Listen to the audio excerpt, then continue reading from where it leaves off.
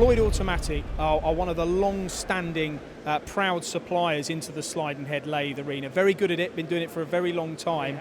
How have you managed to survive for so long? Keep taking the tablets. No, seriously, I think it's due to the range and the niche that we're in. We're able to satisfy a lot of things that customers want to solve. We're basically problem solvers. People go to try this, try that. When they get a problem, they phone Floyd. So we're very, very good at solving machining problems, having the right answer for the difficult machining techniques. And you've brought in products within your portfolio as those problems have arisen in the market, haven't you, to be able to solve them. Let's talk about some of these within your range, because you do have a lot of products that you can supply. That is the problem. To do it in a short space of time is very difficult, but our knurling range is very comprehensive. Most of it is aimed at sliding head machines, so small knurling tools that fit into the restricted space on a slider.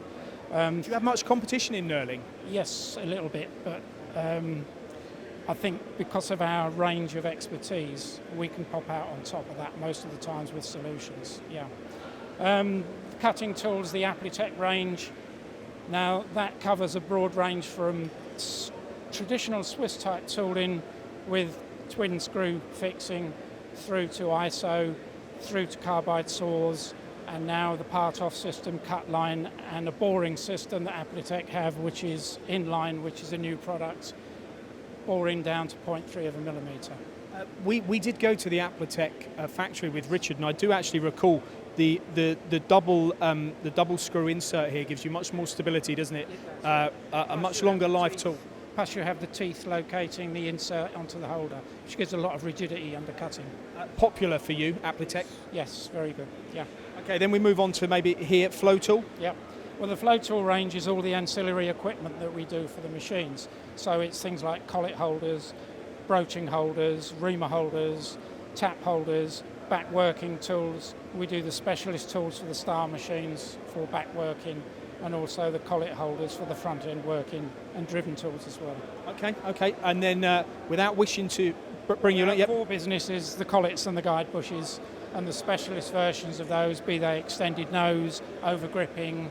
And is this still your biggest part of your business? This is where the company was founded, isn't it? This is the bread and butter. This is the core of the business, yes. And it still serves us very well. Okay. And then on to, again, Appletech. Yeah.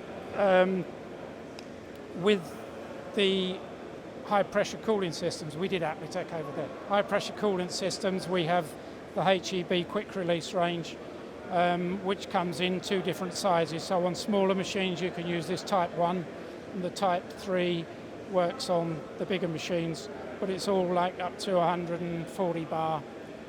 Is this all retrofittable? Yes, yeah, it goes straight onto a machine. You don't have to order it with the machine. We've supplied customers who have bought a machine and are looking for a solution for high pressure coolant. You just get the quick release coupling onto a manifold block, straight into the tool. What's the highest pressure you would supply this into? Or what sort of pressures do you get to? They're tested to 200 bar, but normally they would run 140. Okay, and this is the HEB, did you say? HEB system, yeah. Okay, and then any final, well, here, Eric? These are the newer products we're doing. We've now have a range of bronze guide bushes, which are very, very good in situations where you're machining materials that can pick up on carbide, stainless steels, titaniums, that type of thing.